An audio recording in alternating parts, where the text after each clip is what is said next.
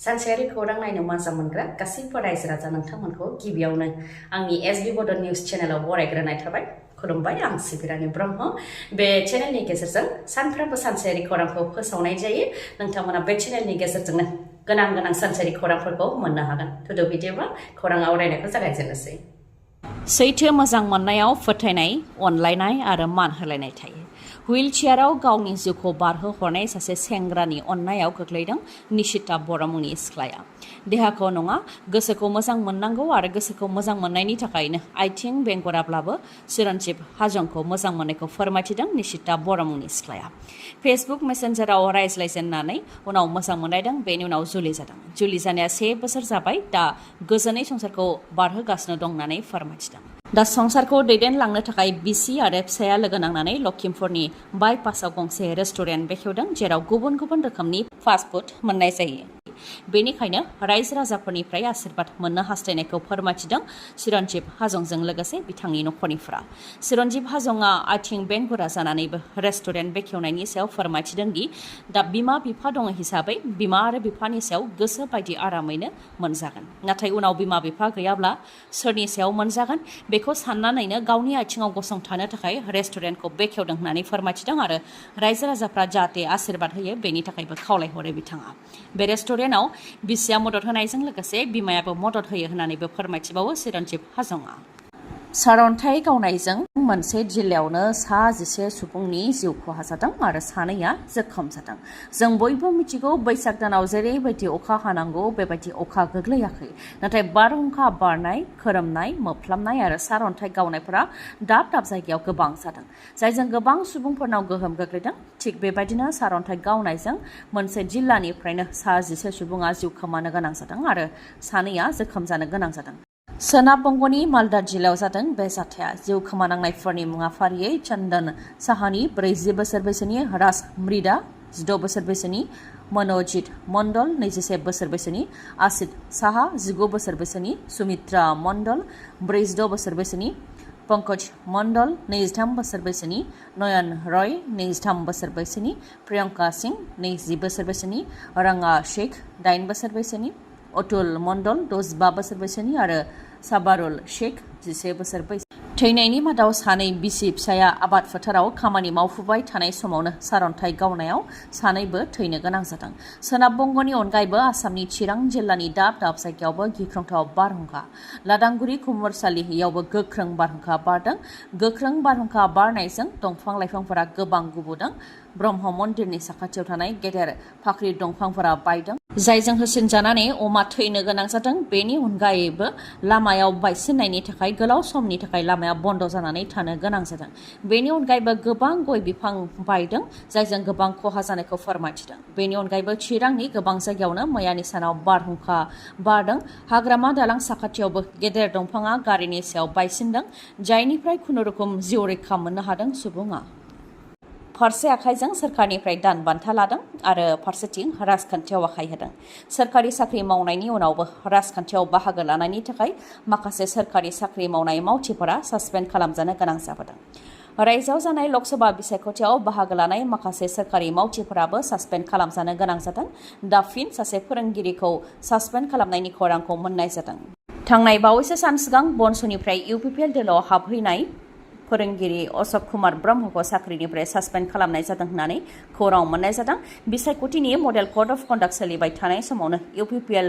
राजखान्थि दोलोनि बिसायख'थिनि फोसावदिं मेल खुंनायाव बाहागो लादोंमोन लोगो फोरोंगिरि अशक कुमार ब्रह्मआ, जायनि थाखाय बिथांखौ साख्रिनिफ्राय सासपेन्ड खालामनाय जादों होननानै खौरां मोननाय जादों। लोगो फोरोंगिरि अशक कुमार ब्रह्मआ चिरां जिल्लानि भारत भुटान सिमना रुनिकाटा भुरपार बालाबारि गुदि फरायसालिनि लोगो फोरोंगिरिमोन। बर' रावखौ सोलोंथाइनि बिजों महरै थिसनजानाय सान 18 मे बर' बिजों सानखौ फालिनो थाखाय BTechनिफ्राय बिथोन होदों। BTechनि गासैबो सोरखारि आरो सोरखारि नङै मावखुलिफोरजों लोगोसे गासैबो सोलोंथाइ फसंथानफोरावनो गाजा गोमजायै बर' बिजों सानखौ फालिनो थाखाय बिथोन हरदों। BTechनि सोरखारि मावखुलि आरो सोलोंथाइ फसंथानफोराव जेबो गोहोम खोख्लैयालासे जाहाथे बयबो फालियो बेनि थाखाय खावलायहरदों। प्राइम मिनिस्टारनि सायाव गुलि गावनाय जाथाय केबिनेट मिटिं जोबखांनायनि उनाव सरासनस्रा रायजो राजाफोरखौ लोगो हमनो थाखाय थांनायावनो सुबुंफोर थुबुरनि गेजेरनिफ्रायनो सासे सुबुङा प्राइम मिनिस्टारनि सायाव गरब्रै गरबायै गुलि गावदों जायजों गोब्राब जोखोम जादों प्राइम मिनिस्टार रबार्ट फिक' बिथाङा फोरमायथिनो गोनांदि रबार्ट फिक' बिथाङा स्ल'भाकिया हादरनि प्राइम मिनिस्टार आरो प्राइम मिनिस्टारनि सायाव गुलि गावनाय जाथाया स्ल'भाकिया हादरनि हेनल'भा टाउनाव जानो मोन्दों केबिनेट मिटिं जोबखांनायनि उनाव पाब्लिकफोरखौ लोगो हमनायावनो बिथांनिनो साखाथियाव गसंनानै थानाय सासे सुबुङा प्राइम मिनिस्टारनि सायाव खेबसेयैनो गरब्रै गरबासो गुलि गावदों जायजों प्राइम मिनिस्टार रबार्ट फिक' बिथाङा गोब्राब थासारियाव हायाव गोग्लैनो गोनां जादों लोगो लोगोनो बिथांनि सिकिउरिटि गार्डफोराबो प्राइम मिनिस्टार बिथांखौ गारि सिङाव सोदों बेनि उनाव हेलिकप्टारजों देहा फाहामसालि फारसे लानानै थांदों बेराफारसेथिं प्राइम मिनिस्टारनि सायाव गुलि गावग्रा दुथांखौबो सिकिउरिटि गार्डफोरा हमनो हादों रिपर्टनि बायदिब्ला प्राइम मिनिस्टारनि देहाया दा एसे गाहामाव फैबाय रिपर्टनि बायदिबावबा प्राइम मिनिस्टारा लानाय माखासे थांखिफोरखौ माखासे रायजो राजाफ्रा मोजां मोनाखैमोन जायनि थाखाय प्राइम मिनिस्टारनि हेंथा धरना होनायबो जाबोदों बेनि अनगायैबो प्राइम मिनिस्टारा रासियाखौ मदद होनानै इउक्रेनाव जानाय लोंनाय आदार दैथायहरनायखौ हेंथा होदों बेफोरबायदि माखासे थांखि लानायफोरखौनो बे हादरनि रायजो राजाफ्रा हेंथा खालामबोदोंमोन होननानैबो रिपर्टआव मोननाय जादों निमाहा होदो फिसा जेसेबां हायो एसेबां नाजादोंमोन नाथाय देहाया आरोबाव हानाय नंलिया फिसाजो थैनायनि न्याय नागिरनानै बिमाया दासिमबो मेगनाव मोदै हुगारदों थांनाय 16 मे सानखालिनो साब इन्सपेक्टर जुनमनि राभाया थैदोंमोन बिथांनि थैनाय सानखौ फालिदों मैया जुनमनि राभानि नखराव बिमाया दिनैसिमबो मेगनाव मोदै लादों आरो बिमाया फोरमायथिदों दि 1 बोसोर बारलांबाय नाथाय जुनमनि राभाया माबोरै थैनायमोन बे दिनैसिमबो सोराङाव फैयासै थैनाय फिसाजोखौ मोनफिननो हायाब्लाबो बिजिरनायखौ मोननो हागोन साननानै नेनानै दंमोन नाथाय दिनैसिमबो जेबो मोननो हायाखै होननानै फोरमायथियो बिमाया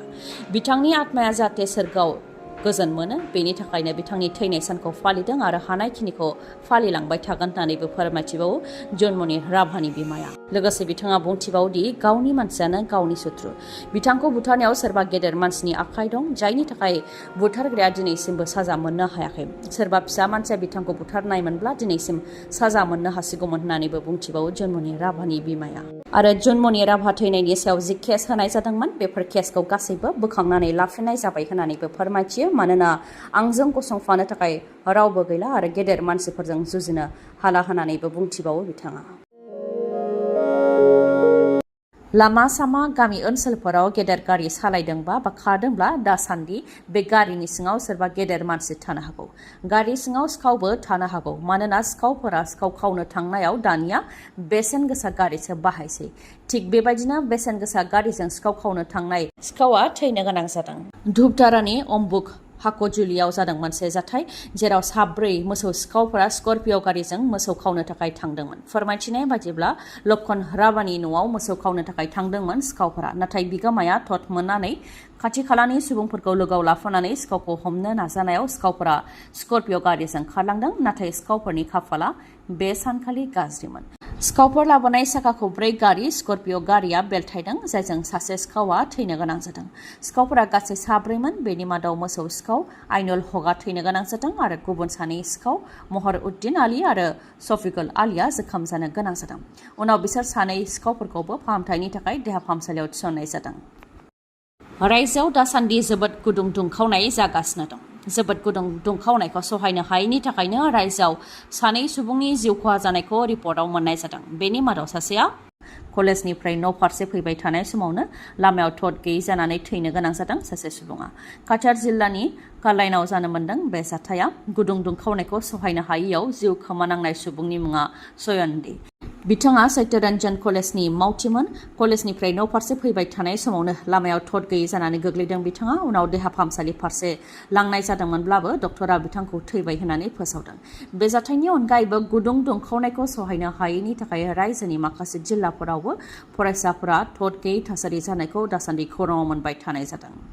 काछारनि अनगायैबो अदालगुरियावबो गुदुं दुंखावनायखौ सहायनो हायैनि थाखाय सासे सुबुंनि जिउ खहा जादों अदालगुरि रेल स्टेशनाव गुदुंखौ सहायनो हायैनि थाखाय सासे सुबुङा गोग्लैनानै थादों नाथाय थैनाय सुबुङा सोर बेखौ मैयासिमाव मिथिनो मोननाय जायाखैमोन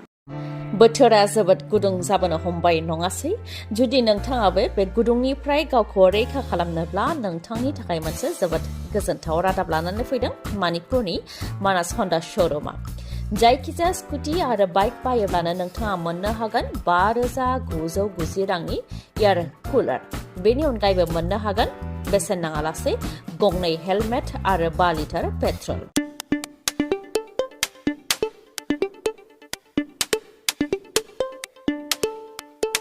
नोंथांनाव जायखिजाया कम्पानिनि गोजाम मटरसाइकेल बा स्कुटि दङब्ला नोंथाङा बेखौबो सोलायनानै गोदान मटरसाइकेल बा स्कुटिखौ मोननो हागोन बेयावबो नोंथाङा 5,990 रांनि एयार कुलार गंनै हेलमेट आरो 5 लिटार पेट्रलखौ मोनफानो हागोन नोंथाङा थाबैनो बे खाबुखौ गावनि खालामनानै लादो मानोना अफारा बारा गोबाव समसिम थानाय नङा बे मे दानसिमल' थागोन अफारा मोजाङै मिथिबावनोब्ला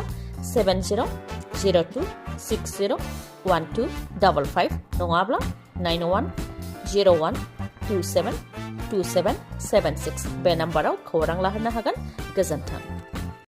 खौरांखौ जोबजासे खोनासंनायनि थाखाय गोजोन्थों नोंथाङा दासिमबो आंनि एसबि बड' निउस चेनेलखौ साबस्क्राइब खालामनानै लायाखैबा साबस्क्राइब खालामनानै लानो हागोन लोगोसे बेल आइकनखौबो क्लिक खालामनो हागोन जाहाथे आं खौरां फोसावनाय लोगो लोगोनो नोंथांनाव गिबिसिन खौराङा सौहैयो गोजोन्थों